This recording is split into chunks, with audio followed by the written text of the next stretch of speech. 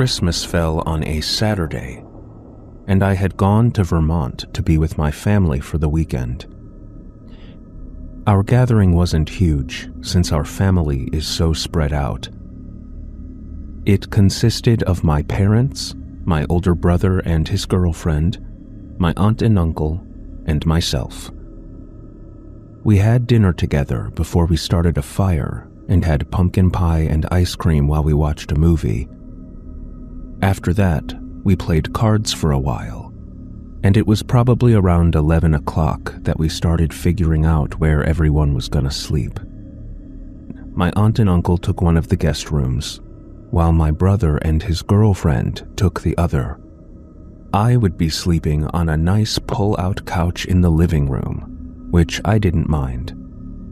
I got to keep the fire going through the night, and with the lights of the Christmas tree, the vibes were impeccable. The fire had gotten really low by the time I started drifting off to sleep, and I started to dream. I was with my family, and it was Christmas, but we were at my aunt and uncle's house instead of my parents'. And there were other family members there too, like more cousins and aunts. Everyone was at the table together, talking and laughing loudly, until I approached, and everyone went silent at once, turned, and looked at me. Then my Aunt Melissa said, "There's someone in the house. Wake up." That was enough to trigger that internal panic button that allows you to pull yourself back to reality quickly, and I opened my eyes. Back on the couch in the lights of the Christmas tree. I sat up and looked around the room. I heard a creak in the floor where the kitchen and living room meet, and looked in that direction. The fire was completely out now, and I thought I could see a person standing in the doorway. "Is someone there?" I asked. I was expecting one of my family members to answer back, but no one did. The silhouette didn't move, and as my eyes adjusted to the darkness, I was more and more certain that someone was there. "Who is it?" I said louder. The silhouette started moving, and I sat up just as they passed through the back door, closing it behind them. I screamed, and everyone came out of their rooms. Everyone was accounted for, which confirmed that whoever I had just seen was somebody else. My dad grabbed his floodlight and went outside with my uncle, and they found a set of footprints leading from the house straight into the woods. They shined their lights on the trees, but they couldn't see anyone, and since it was around 2 in the morning, that was as far as they were gonna go. We called the police while my parents walked the house to confirm that nothing was missing. 3 officers showed up and followed the tracks into the woods, and they were still looking for the person when the sun started to rise. At some point, those footprints became nothing again, and there was nowhere else to look. They suggested that it may have been someone that saw the presence in the glow of the tree, and didn't account for someone sleeping on the couch. They told us they would let us know if they had reports of any other break-ins in the area. We didn't hear from them again, but I'll tell you one thing. I had no shame about sleeping on the floor in my parents' room that night. I sure as hell wasn't going back to the couch.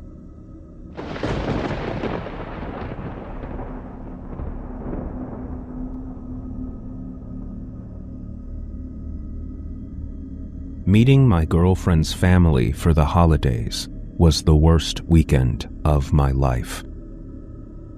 Kaylee and I lived on Long Island in New York, while they were all the way up in Vermont, Our relationship was still kind of new, but she seemed to think it was serious enough for her parents to invite the two of us up there for Christmas. Kaylee had a really small family, so apparently it would just be the two of us, her brother, and her parents.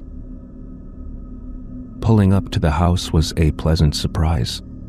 The place was beautiful, and it stood on a huge, well-kept property, secluded from any other houses. As Kaylee and I got out of my truck, her parents came to the porch to greet us. First impressions? They seemed friendly and weird. An unexplainable type of friendly. The father didn't smile, but he shook my hand, patted me on the back, and said it was great to meet me. The mother showed a lot more emotion, and she gave me a hug, but I found her smile a bit off-putting. It seemed exaggerated. The house was as beautiful inside as it was outside.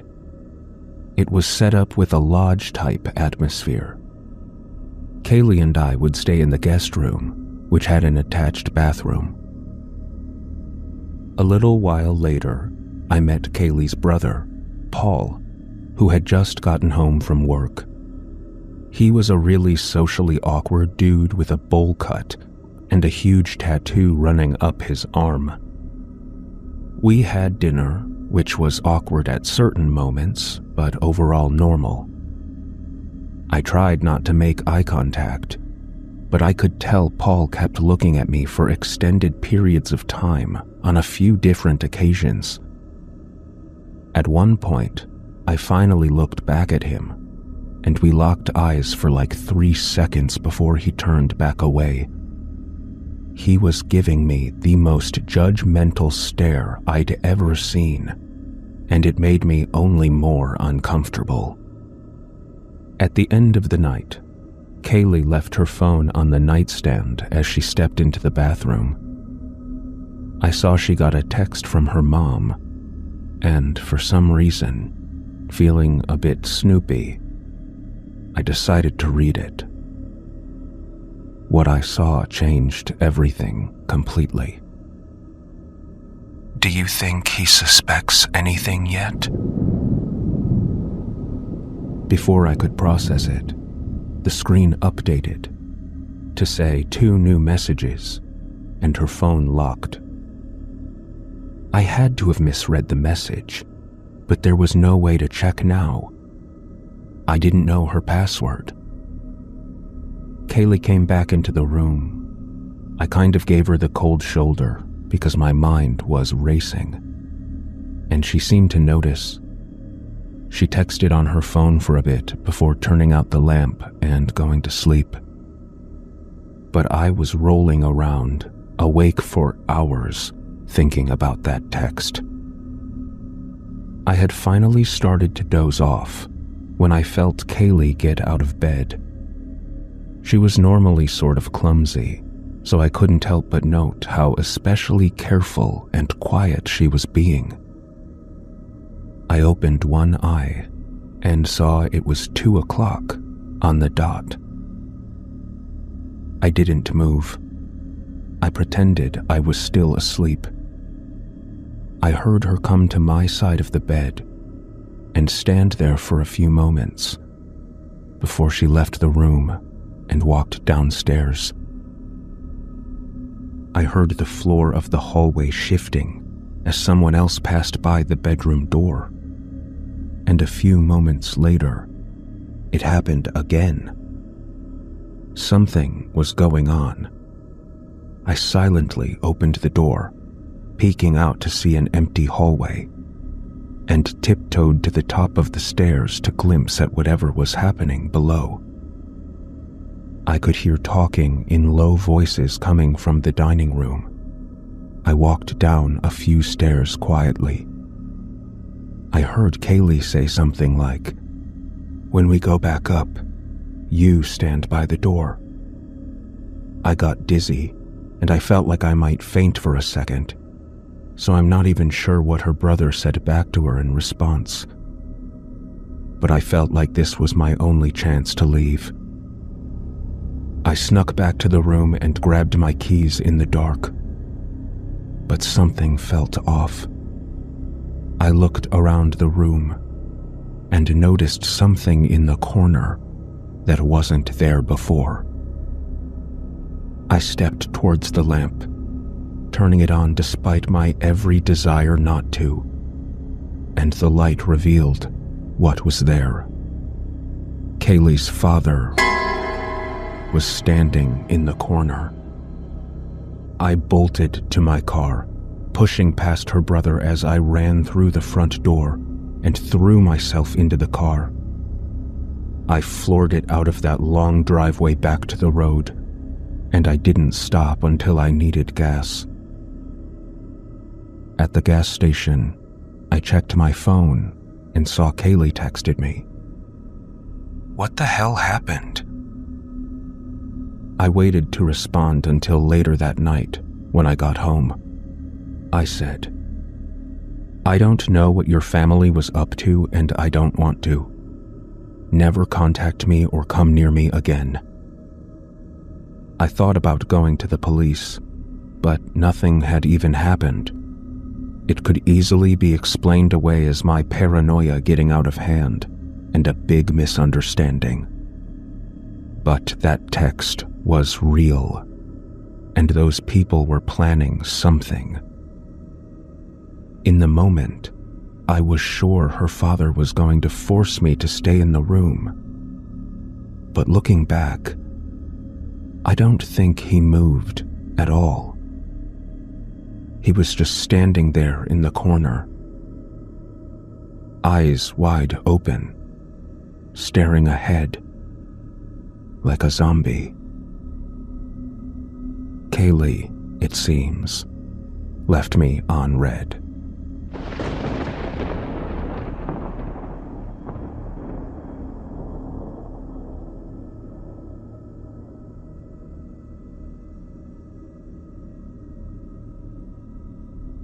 Okay, so here's the deal. I'm Shelley, early 20s, broke-ass LA girl, perpetually in debt, working as a party waitress to scrape by while I'm trying to make it as an actress. Basically, I spend most of my waking hours serving rich, self-important assholes who probably think their kale-infused cocktails are life-changing, while my brain is doing monologues, imagining a better life, better scripts, and occasionally plotting how to slap someone across the face without getting fired. You learn really fast in a gig like this. Smile like the world is a gift. Nod like you're interested in their stories. And never, ever let them see the tiny volcano of disdain brewing behind your eyes. Because, for them, in that moment, being served an overpriced cocktail is the most important thing on earth. So you act like you love it, and you survive. Tonight, I'm booked for a holiday party at some mid-sized company. Nothing too fancy, just a rental hall with plastic decorations. The event staff is basically a skeleton crew, me with 2 temps. The first temp to arrive is this massive jock-looking guy. He's intimidating in size, but soft-spoken. Mostly silent, maybe a little slow. The other temp is middle-aged, and I think his social skills died of natural causes long ago. He's fidgety and he hovers and talks like he's giving lectures to his cat. Honestly, just 2 different flavors of useless. I started the night out at the bar. My arms are already sore from lifting trays of champagne, but I was smiling and nodding and pouring drinks like each one was sacred. At first, the party is typical holiday awkwardness. Lots of forced laughter and coworkers pretending they like each other. while the boss walks around trying to look relatable in a sweater that's a little too small, I keep having to bite back the urge to yell at the older temp, as I just keep catching him standing there gawking. Eventually, this woman bends over by the buffet and vomits, and people freak out. But it wasn't just that woman. Soon another person doubles over, and another. The room smells like death. Drinks spill, chairs are toppling, hors d'oeuvres are flying through the air, and people are screaming, while some people, like the idiot temp I'm dealing with, just stand there frozen, staring in disbelief. All I can think to myself is, don't throw up, don't throw up. Vomit was everywhere. People were tripping over each other and slipping in it. I'm ducking and weaving and yelling for people to calm down, while the entire time thinking, please don't throw up. Please don't throw up. As the partygoers gathered in the lobby and things started to calm down, I stepped outside to call our boss. I told him everything, the vomiting and the chaos and broken dishes, and about the two useless temps. When I described them, he stopped me. "Both temps are in their 20s, he said. "I didn't hire anybody else." "There's an older man here," I said. "He's definitely not in his 20s. We hung up and I called the cops while adrenaline ran through my veins. By the time the police arrived, the fake temp was gone, and the guests are traumatized. I have never seen chaos like that, and I've served a lot of disasters in my life. It didn't take long for the story to come out. A former employee. A year ago, the same party at the same venue with the same company. This guy was apparently pressured into drinking, leading him to vomit on the dance floor, and he was humiliated. He ended up getting fired and spiraling, and tonight's party was his carefully orchestrated revenge. I decided I was done working events after that, and acting became my focus. That night is etched into me. But the show must go on.